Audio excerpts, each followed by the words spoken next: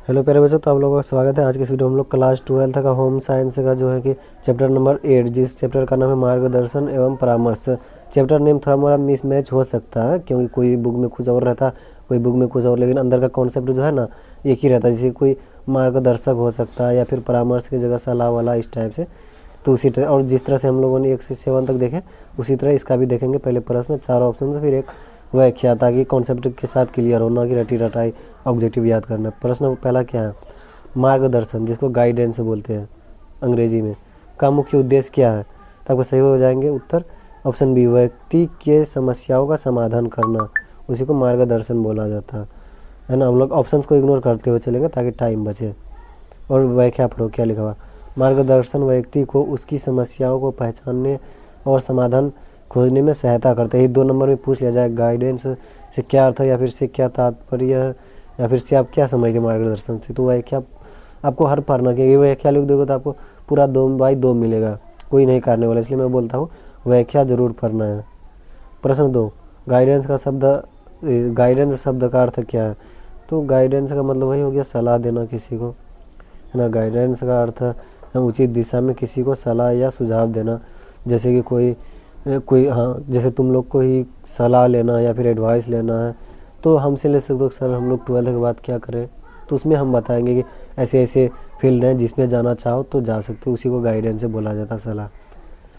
प्रश्न 3, परामर्श, जिसको काउंसलिंग बोलते हैं इंग्लिश में, का मुख्य उद्देश्य क्या है? तो आपको सही उत्तर हो जाएंगे ऑप्शन बी, व्यक्ति की मानसिक समस्या का समाधान करना ही काउंसलिंग कहलाता है ना। परामर्श एक प्रतिक्रिया है जिसमें विशेषज्ञ व्यक्ति की मानसिक, भावनात्मक या सामाजिक समस्या का समाधान करता है, इसलिए option b is the correct answer. प्रश्न 4, परामर्शदाता जिसको काउंसलर बोलते हैं, कौन होता है? तो परामर्शदाता कौन होता है? प्रशिक्षित व्यक्ति जो मार्गदर्शन देता है। हाँ, प्रशिक्षित व्यक्ति जो मार्गदर्शन देता है। ये पर आप लोग व्याख्या पढ़ सकते हो। काउंसलर एक प्रशिक्षित व्यक्ति होता है जो समस्याओं का वैज्ञानिक तरीके से समाधान करता है। प्रश्न 5, परामर्श प्राप्त करने वाला व्यक्ति कहलाता है, मतलब क्या कहलाता है? तो आपको सही उत्तर हो जाएंगे ऑप्शन बी, क्लाइंट कहलाता है। परामर्श प्राप्त बोले तो सलाह प्राप्त करने वाला, जिसको सलाह दिया गया तो उसको क्या कहा जाएगा? तो क्लाइंट कहा जाता है ना। परामर्श प्राप्त करने वाला व्यक्ति को क्लाइंट कहा जाता है, और परामर्शदाता उसको कहा जाता है जो परामर्श देता है, मतलब कि एडवाइस देता है, सलाह देता है। प्रश्न 6, मार्गदर्शन और परामर्श में क्या अंतर है? तो मार्गदर्शन और परामर्श में क्या अंतर है? आपके उत्तर से हो जाएंगे। मार्गदर्शन हो गया कि सामान्य है, लेकिन परामर्श हो गया व्यक्तिगत के, मतलब उससे रिलेटेड जो भी समस्या है उसको दूर करना है। अगर व्याख्या पढ़ोगे ना और समझ में आ जाएगा। व्याख्या में देखो क्या लिखा हुआ, व्याख्या में पढ़ो। मार्गदर्शन सामान्य दिशा देता, मतलब नॉर्मली एक एडवाइस दे दिया, हाँ ये करो ठीक है। लेकिन जबकि वहीं पर परामर्श हो गया व्यक्तिगत समस्या के समाधान पर केंद्रित होना। जैसे किसी को हम एडवाइस देंगे, अच्छा कोई बोलेगा 12th के बाद क्या करेंगे, कर लो बीए कर लो नॉर्मली, ठीक है, उसके बाद जो हो कर लेना। लेकिन अगर यहीं पर हो कोई ऐसा हो कि परामर्श देना हो, अच्छा तो तुम्हारा क्या अच्छा लग रहा, तो बोलेगा कि सर मुझे हिस्ट्री में या फिर होम साइंस में ज़्यादा अच्छा ही है, तो उसी अकॉर्डिंग अच्छा तो तुम होम साइंस से करो, आगे ये करना है तुमको। मतलब उसका समस्या को जानते हुए उसको मार्गदर्शन देना, उसको सलाह देना, उसको परामर्श बोलते हैं। लेकिन नॉर्मली 12th के बाद सब ग्रेजुएशन करते, कर लो तुम भी, उसको मार्गदर्शन हो गया वो। इसी तरह से प्रश्न 7, व्यावसायिक मार्गदर्शन किससे संबंधित है? तो व्यावसायिक मार्गदर्शन जो कि करियर और नौकरी से संबंधित है ना। व्यावसायिक मार्गदर्शन व्यक्ति को उचित पेशा या करियर चुनने में सहायता करता है। मतलब मैंने बोला ना, इस तरह का मतलब क्या बोलते हैं, व्याख्या सहित ऑब्जेक्टिव पूरा यूट्यूब खंगाल कर देख लोगे, नहीं मिलने वाला आप लोगों को। इसलिए भी चैनल को सब्सक्राइब नहीं किया तो सब्सक्राइब जरूर कर लो, और साथ में बेल आइकन भी दबाना है। प्रश्न 8, शैक्षिक मार्गदर्शन का संबंध किससे है? शैक्षिक मार्गदर्शन का संबंध किससे है? तो आपके सही उत्तर हो जाएंगे ऑप्शन ए, अध्ययन और शिक्षा संबंधी समस्याएं, है ना। शैक्षिक मार्गदर्शन विद्यार्थियों की अध्ययन और सीखने से जुड़ी समस्याओं का समाधान करता है, इसलिए option A is the correct answer.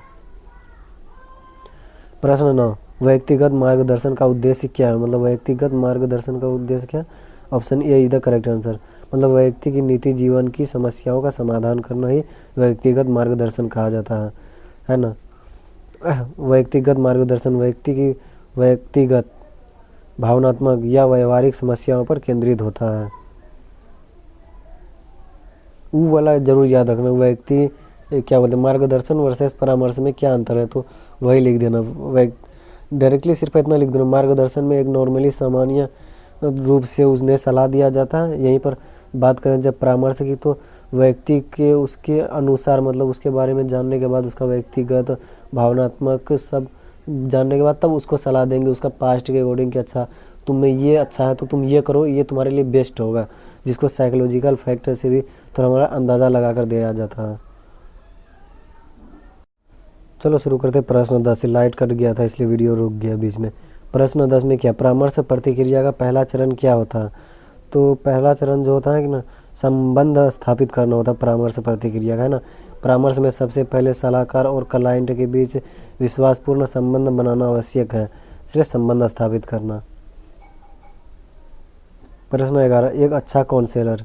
एक अच्छा काउंसलर जो कि वही हो गया देता है, काउंसलर बोले मार्गदर्शक, परामर्शदाता या फिर मार्गदर्शदाता ऐसे कुछ था यार।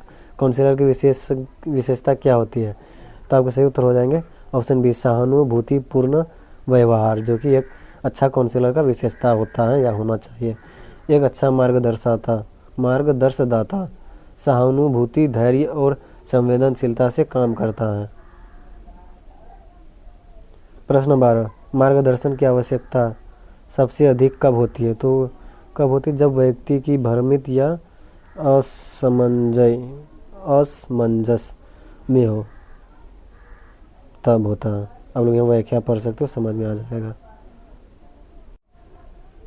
प्रश्न 13, परामर्श में गोपनीय का क्या अर्थ है? तो गोपनीय का अर्थ पता है? छिपाना होता है। गोपनीयता का मतलब हो गया छिपाना, तो वही जानकारी छिपाना। देखो, परामर्श प्रतिक्रिया में क्लाइंट की जानकारी पूरी तरह गोपनीय रखी जाती है, मतलब छिपाई रखी जाती सब और लोगों से छुपा कर। जैसे किसी का, मैं किसी सलाहकार के पास जाऊंगा, जैसे हम लोग हिंदुस्तान में देख सकते हैं एक बाबा हैं क्या, हाँ, प्रेमानंद जी महाराज, तो हम लोग जाते हैं तो उसके पास अपना दुख सुख बताते हैं, तो वो उसी अकॉर्डिंग हम लोग को मार्ग देता है, मतलब उसी तरह से दिशा में सलाह देता है। तो उसी अकॉर्डिंग हो गया, उसको जो है ना किसी और को नहीं बताता वो, हालांकि रहता है जो वहाँ पर वही लोग, तो उन्हीं को फिर बता दिया जाता है अच्छा तुम ऐसे करो, क्या दिक्कत है, ऐसे रहो, ये वो दिस दैट, उस टाइप से। ना कि उसका कोई गया पर्सनल बात शेयर किया, वो हर सेशन में वही बात को लेकर घूम रहा, ऐसा कुछ नहीं होता। प्रश्न 14, मार्गदर्शन का सबसे महत्वपूर्ण तत्व क्या है? तो सही उत्तर हो जाएंगे विश्वास और समझ। यहाँ पर व्याख्या पढ़ लेना, टाइम ना होने की वजह से हम थोड़ा सा वीडियो को जल्दी खींचने के लिए व्याख्या कभी कभी छोड़ रहे हैं। प्रश्न 15, परामर्श के कितने प्रकार होते हैं? तो आपको सही उत्तर हो जाएंगे 3। आप लोग को जरूर पढ़ना है। देखो, व्यक्तिगत, शैक्षिक और व्यावसायिक, ये 3 होते हैं परामर्श की प्रक्रिया। प्रश्न 16, समूह परामर्श जिसको ग्रुप काउंसलिंग बोलते हैं, का अर्थ क्या है? एक साथ कई व्यक्तियों को परामर्श देना, मतलब एक साथ कई व्यक्तियों को सलाह देना। जब एक ही समस्या वाले कई व्यक्तियों को एक साथ परामर्श दिया जाता है तो उस समूह परामर्श कहलाते हैं, समूह परामर्श कहते हैं उसको। 2 नंबर में पूछ लिया जाए तो यही को लिख देना, कोई नंबर नहीं काटने वाला।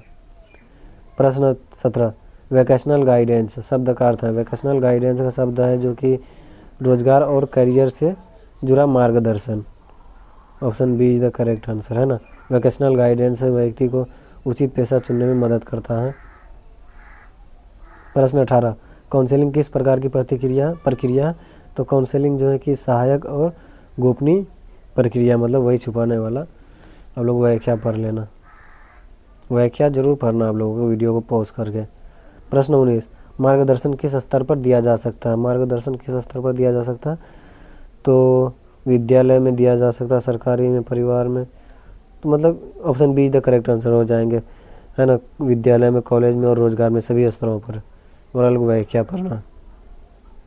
प्रश्न 20, एक प्रभावी परामर्श सत्र की पहचान क्या है? तो आपको सही उत्तर हो जाएंगे ऑप्शन बी, क्लाइंट को अपने निर्णय समय लेने में सक्षम बनाना। व्याख्या पढ़ो, अच्छा से समझ में आ जाएगा। हम टाइम को बचाने के लिए इग्नोर कर रहे हैं व्याख्या को। तो चलो मिलते हैं अगले वीडियो में। अगर कोई सवाल हो तो बोर्ड रिलेटेड से पूछ सकते हो, और हाँ, चैनल को सब्सक्राइब करके रख सकते हो और बेल आइकन दबाकर फॉर फ्यूचर पर्पज़